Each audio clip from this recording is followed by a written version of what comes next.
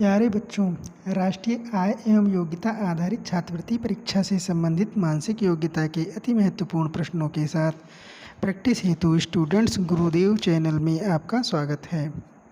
परीक्षा में बहुत कम समय बचा हुआ है। कम समय में अच्छी तैयारी कराने के लिए मैं मानसिक योग्यता, गणित, विज्ञान और सामाजिक विषय के प्रैक्टिस सेट लेकर आया हूँ। आप वीडियो को लाइक और चैनल को सब्सक्राइब कर लीजिए ताकि वीडियो की नोटिफिकेशन सबसे पहले आप तक पहुँचे और आप कोई भी वीडियो मिस ना करें। तो चलिए शुरू करते हैं। जिन प्रश्नों के उत्तर आपको आते हैं उनके उत्तर कमेंट करिए और देखिए आप कितने प्रश्नों के उत्तर सही दे पाते हैं। तो चलिए शुरू करते हैं। पहला प्रश्न है, प्रश्नवाचक चिन्ह के स्थान पर क्या आएगा। प्रश्न 1 है 3, 12, 6, 24, 12 और इसके बाद प्रश्नवाचक चिन्ह है। आपको बताना है इसमें ऑप्शन 24, 36, 48 और 60 में से क्या आएगा। तो इसको आप सोचिए और इसका उत्तर जो है कमेंट करिए। तो इसमें हम लोग देखते हैं कि 3 में 4 से गुणा किया जाएगा तो 12 मिलेगा और फिर 12 को 2 से भाग किया जाएगा 6 मिलेगा, फिर 6 को 4 से गुणा किया जाएगा तो 24 प्राप्त होगा और 24 को 2 से भाग करेंगे तो 12 प्राप्त होगा। अब 12 के बाद जो आगे वाली संख्या है उसको प्राप्त करने के लिए 12 को 4 से गुणा किया जाएगा तो हमको उत्तर मिलेगा 48 और ये 48 जो है ऑप्शन सी में है। 48 सही आंसर है।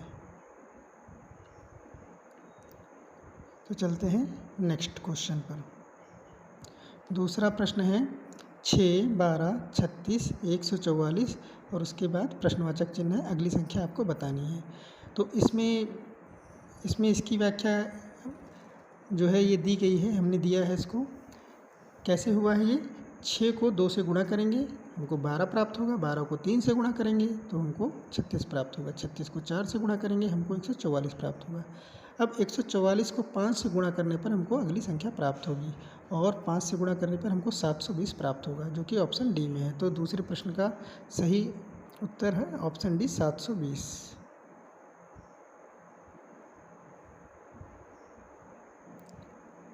प्रश्न 3 है। प्रश्न 3 से पहले जो दिया हुआ है, निम्न प्रश्नों में अन्य विकल्पों से भिन्न विकल्प को चुनिए। मतलब 4 इसमें नीचे प्रश्न जो दिए हुए हैं इसमें 4 विकल्प हैं, उसमें से 3 विकल्प किसी प्रकार से समान है और 1 विकल्प अलग है। तो प्रश्न 3 में 4 विकल्प जो है लाल, नीला, पीला, हरा। तो इसमें से आपको जो अन्य विकल्पों से भिन्न विकल्प है उसको चुनना है। तो इसमें जो है भिन्न विकल्प जो है वो हरा है, क्योंकि लाल, नीला, पीला ये प्राथमिक रंग है और जो हरा है ये द्वितीयक रंग है। तो आपका उत्तर जो है वो डी है। फिर प्रश्न 4 है कुंतल, किलोग्राम, लीटर और टन। इसमें आपको भिन्न विकल्प छांटना है। तो कुंतल, किलोग्राम और टन जो है इसको जो है ये भार, इनसे भार तौला जाता है, ठोस चीज़ें तौली जाती हैं। और लीटर जो है इससे द्रव तौला जाता है, लिक्विड चीज़ें इससे मापी जाती हैं। तो इसमें आपका भिन्न विकल्प जो है वो है लीटर। ऑप्शन सी आपका सही है। निम्न प्रश्नों में आगे जो प्रश्न है उसके लिए दिया गया है कि निम्न प्रश्नों में जो संबंध प्रथम और दूसरे पद में है वही संबंध तीसरे और चौथे पद में है। चौथे पद को आपको चुनना है। तो प्रश्न 5 है रुपया, भारत और उसके बाद येन और प्रश्नवाचक चिन्ह है। तो जो संबंध रुपया और भारत में है वही संबंध येन और किस देश में होगा। तो भारत की जो मुद्रा है वो रुपया है और येन किसकी मुद्रा है? येन जापान की मुद्रा है। तो प्रश्न 5 का सही जवाब है ऑप्शन डी जापान।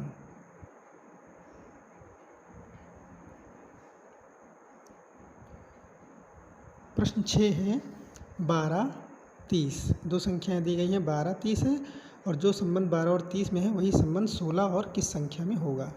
तो 12 और 30 ये 6 के पहाड़े में आते हैं। 6 दूनी 12, 6 पंचे 30। इसी प्रकार से 16 और किस पहाड़े में जो है 16 वो दूसरे नंबर पे आता है, दूसरी बार पढ़ने पे आता है। तो 8 के पहाड़े में 8 दूनी 16 होता है और 8 पंचे 40। तो इसमें ऑप्शन बी जो है वो आपका सही है 40। इसके बाद प्रश्न 7 है, यदि E बराबर 5 और PEN पेन बराबर 35 तो PAGE पेज बराबर कितना होगा। तो इसमें इस प्रश्न को हल करने के लिए हमको जो अल्फ़ाबेट होते हैं अंग्रेजी के, उनके वो किस क्रमांक पे आते हैं वो क्रमांक हमको मालूम होना चाहिए। जैसे E जो है वो 5वें क्रमांक पे आता है, P जो है वो P आता है OP, PLMN O 15वें पे आता है, O के बाद P आता है, P 16वें नंबर पर आता है। तो P हो गया 16वें नंबर पर और E हो गया P हो गया 16वें नंबर पर और E हो गया जो है आपका 5वें नंबर पर और N हो गया आपका 14वें नंबर पर। तो 16 और 5 21, 21 और 14 35। तो इस प्रकार से जो अल्फ़ाबेट का क्रमांक है वही जोड़ना है और उसको जोड़ने पर ही आएगा। तो इसी प्रकार से हमको पेज का जोड़ना है। तो पेज का P जो हो गया वो हो गया 16 नंबर और A का हो गया 1 और G का हो गया 7 और E का हो गया 5। तो इसको सबको जोड़ने पर 16 और 1 17, 17 और 7 24, 24 और 5 29। तो इसमें जो इसका जो आएगा वो आएगा 29। 29 है ऑप्शन सी में, तो आपका सी सही है, 29 आएगा। निम्न प्रश्नों में प्रश्नवाचक चिन्ह के स्थान पर कौन सी आकृति आएगी। तो प्रश्न 8 है, तो इसमें जो समस्या आकृति दी गई है उसमें पहले त्रिभुज दिया गया है, फिर वर्ग दिया गया है जिसमें कि 4 भुजाएं हैं, उसके बाद पंचभुज दिया गया है जिसमें 5 भुजाएं हैं। तो इसका जाहिर सी बात है कि इसमें जो इसका उत्तर आकृति है उसमें 6 भुजाएं होंगी। 6 भुजाएं का मतलब षष्ठभुज, और ये आपके ऑप्शन ए में है। तो इसका जो है ऑप्शन ए सही है, मतलब जिसमें षष्ठभुज बना है ऑप्शन ए आपका ये सही है। प्रश्न 9 है, तो इसमें जो समस्या आकृति है उसमें पहले वर्ग बना है और इसके बाद वर्ग में जो खड़ी जो दो भुजाएं हैं उसमें से एक भुजा ले ली गई है और पड़ी जो भुजाएं हैं उसमें से एक भुजा ले ली गई है, मतलब धन का चिन्ह इस प्रकार से बन गया है। अगली जो आकृति है उसमें जो है आपका चतुर्भुज बना हुआ है।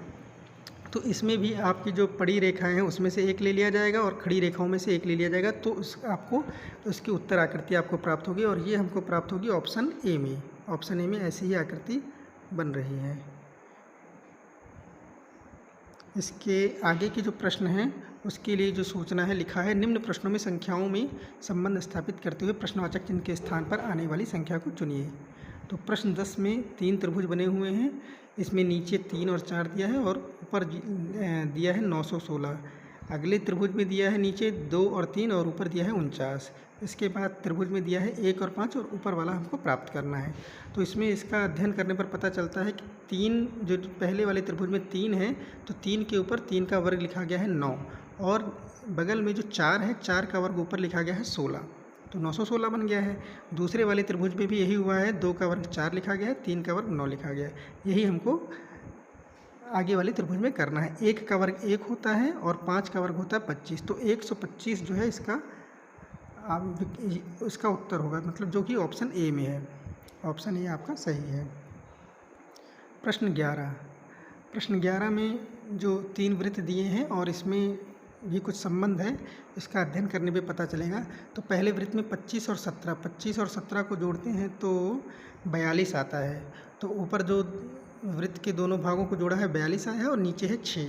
तो 42 और 6 में संबंध ये है कि 42 को जब 6 से भाग करेंगे तो हमको 7 प्राप्त होगा। इसी प्रकार से 38 और 18 है, 38 और 18 को हम जोड़ेंगे, 38 और 18 को जोड़ेंगे तो आएगा 56। 38 और 18 को हम जोड़ेंगे तो आएगा 38 और 18 को जोड़ने पर आएगा 56। और 56 और 8 में संबंध ये है कि 56 को 8 से भाग करेंगे तो हमको प्राप्त हो जाएगा 7। इसमें भी हमको 7 प्राप्त हो गया है। यही चीज़ हमको आगे भी करनी है। तो आगे है 89 और 16। तो 89 और 16 को अगर हम जोड़ेंगे, 89 और 16 को जोड़ेंगे तो हमारा आएगा 105। अब 105 को अगर हम 7 से भाग करेंगे, 105 को 7 से अगर हम भाग करेंगे तो हमको प्राप्त होगा 15 15 हमको प्राप्त होगा। 15 हमारा है ऑप्शन बी में, तो ये हमारा ऑप्शन बी सही है। इसके बाद दिया हुआ है, निर्देश दिया है, चित्र का अध्ययन कर निम्न प्रश्नों को हल कीजिए। इसमें आकृति दी है त्रिभुज, चतुर्भुज और त्रिभुज है, आयत है और वृत्त दिया हुआ है। इसमें अलग अलग संख्या दी गई हैं। तो प्रश्न 12 है कि वह संख्या ज्ञात कीजिए जो सभी आकृतियों में स्थित है। तो इसका अध्ययन करने पे हमको प्राप्त होता है कि 2 जो है वो त्रिभुज में भी है, आयत में भी है और वृत्त में भी है। तो इसका सही आंसर है ऑप्शन सी 2। इसके बाद है प्रश्न 13 है, वह संख्या ज्ञात कीजिए जो किन्हीं 2 आकृतियों में स्थित है। तो किन्हीं 2 आकृतियों में जो स्थित है ऐसी संख्या हमको ज्ञात करनी है। तो अध्ययन करने पर पता चलता है कि 1 और 5 ये 2 आकृतियों में, 1 जो है वो त्रिभुज में भी है और आयत में भी है, 5 जो है वो वृत्त में है और त्रिभुज में है। तो इसका सही आंसर है 1 और 5, ऑप्शन सी सही है। अगला निर्देश है, वेन आरेख का अध्ययन कर निम्न प्रश्नों को हल कीजिए। इसमें 4 वृत्त दिए हुए हैं और 4 वृत्त में अलग अलग आरेख बने हुए हैं। तो इनका अभी अध्ययन हम लोग करते हैं, उसके बाद प्रश्नों को हल करते हैं। प्रश्न 14 है, चोर, वकील और अपराधी। तो चोर, वकील और अपराधी, तो चोर और अपराधी, ये चोर जो होते हैं वो अपराधी के समूह में ही आते हैं और वकील अलग होता है। तो ये जो वेन आरेख है नंबर 3 वाला, ये इसमें दिखा रहा है कि जो बड़ा वृत्त है वो अपराधी का है और अपराधी के अंदर ही चोर आ रहा है और वकील जो है वो अलग है।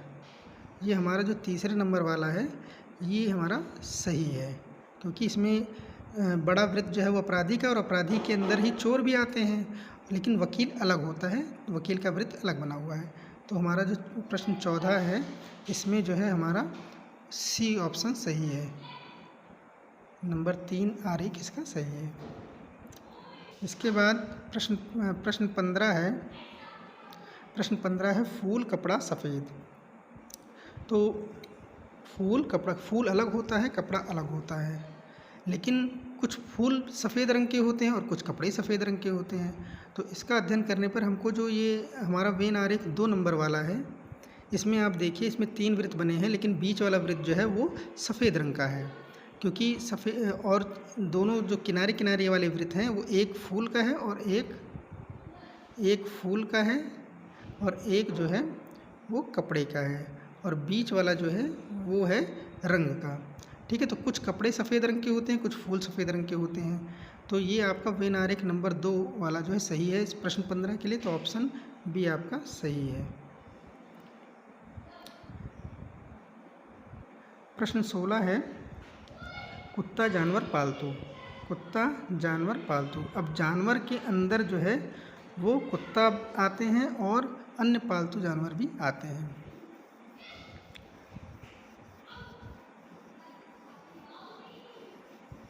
तो इसमें जो है इसमें आपका हो जाएगा ऑप्शन इसमें जो वेन आरेख 4 है, ये बड़ा वृत्त जो है ये है जानवर का, और इसके बाद जो छोटे वृत्त हैं वो कुत्ते का एक वृत्त जो है वो छोटा वाला एक वृत्त जो है वो है कुत्ते का और दूसरा छोटा वृत्त जो है वो है पालतू का। ठीक है, तो इसमें ये जो इसका जो सही आंसर है वो आंसर हो जाएगा 4, तो ऑप्शन ए आपका इसमें सही है। इसके बाद प्रश्न 17 है, हिरण, खरगोश, स्तनधारी जंतु या स्तनधारी जानवर। तो इसमें जो है इसमें अध्ययन करने पर लग रहा है कि इसमें जो पहला वेन आरेख है वो सही है, जिसमें इसमें जो है जो बड़ा वाला वृत्त है ये स्तनधारी जंतु का है और उसी के अंदर जो छोटे 2 वृत्त हैं, तो एक जो है हिरण का है और दूसरा वाला खरगोश का है। तो इस तरीके से इसका आंसर जो है प्रश्न नंबर 17 का जो आंसर है वो नंबर 1 हो जाएगा, नंबर 1 आरेख। इसके बाद आगे चलते हैं। प्रश्न 18 है, यदि धन का अर्थ भाग, भाग का अर्थ ऋण मतलब घटाना और घटाने के चिन्ह का अर्थ गुणा और गुणे के चिन्ह का अर्थ धन है, तो 12 धन 6 भागे 3 ऋण 2 गुणे 8 का मान होगा। तो इसमें हमको क्या करना है, इसकी व्याख्या ये हमने नीचे दे रखी है। तो पहले हम प्रश्न लिख लेंगे 12 धन 6 भागे 3 ऋण 2 गुणे 8, और उसके बाद जैसा कि इसमें बता रखा है कि धन का अर्थ जो है भाग का चिन्ह है, तो जहाँ धन का चिन्ह है वहाँ पर हमने ये भाग लगा लिया है, और इसके बाद जहाँ भाग का चिन्ह है वहाँ पर हमने ऋण लगा लिया, जहाँ ऋण का चिन्ह है वहाँ पे हमने गुणा लगा लिया, जहाँ पर गुणा का चिन्ह है वहाँ पर हमने प्लस का चिन्ह लगा लिया। और इसको लगाने के बाद इसको बॉड मास से हमने इसको सॉल्व किया है। बॉड मास में पहले भाग किया जाता है, फिर उसके बाद गुणा किया जाता है। तो 12 को 6 से भाग किया तो हमारा 2 आया है, 3 और ऋण 3 को 2 से गुणा किया तो ऋण 6 आया है। इसके बाद 2 ऋण 6 और धन 8 और 2 को जोड़ा है तो 10 आया है, और 10 में से हमने 6 घटा दिया है तो हमारा उत्तर आया है 4। तो इसमें इसका सही आंसर होगा ऑप्शन डी 4 होगा, ऑप्शन डी 4 होगा। इसके बाद प्रश्न 19 है, यदि डॉग को 2 4 6 के रूप में और इंक को इंक को 3 5 7 357 के रूप में कोडित किया जाता है तो डूइंग का कोड क्या होगा। इसमें डी का कोड, इसमें अध्ययन करने में पता चलता है कि डी का कोड जो है 2 है, ओ का जो है 4 है, जी का 6 है, आई का 3 है और एन का 5 है और के का 7 है। तो डूइंग का कोड क्या होगा, तो ये होगा इसमें ऑप्शन बी हमारा सही है, 2 4 3 5 6, ये होगा डूइंग का कोड। नेक्स्ट प्रश्न है 20वां प्रश्न, किसी कोड भाषा में ल्यूट को म्यूट मतलब LUTE को MUTE और FATE फेट को गेट GATE लिखा जाता है, उसी कोड में ब्लू को लिखा जाएगा, BLUE को लिखा जाएगा। तो इसको देखने पे ये पता चलता है कि लूट को म्यूट लिखा गया है, लूट में LUTE को MUTE लिखा गया, मतलब इसमें बाकी सब पीछे वाले सेम हैं, UTE सेम है, बस चेंज क्या हो रहा है, ये L की जगह M आ गया है। तो और आगे भी यही हुआ है, ATE इसमें और इसमें भी ATE सेम है, केवल F की जगह G आ गया है, मतलब आगे वाला लेटर आ गया है। तो इसी प्रकार से ब्लू में क्या होगा, ULE वैसे ही रहेगा और B की जगह C आ जाएगा, मतलब सही आंसर जो है आपका क्लू होगा, CLUE क्लू। तो बच्चों ये थे अति महत्वपूर्ण 20 प्रश्न मानसिक योग्यता की। तो बच्चों तो अब हम लोग मिलते हैं नेक्स्ट वीडियो में, और मैं प्रतिदिन प्रैक्टिस सेट के और भी वीडियो चैनल पर अपलोड करूंगा, इसलिए आप चैनल को सब्सक्राइब कर लीजिए, वीडियो को लाइक कीजिए और अपने मित्रों के पास शेयर कीजिए, ताकि आप लोगों की तैयारी हो सके और आप लोग एग्ज़ाम में अच्छे से बढ़िया से एग्ज़ाम आप लोग दे सकें। धन्यवाद।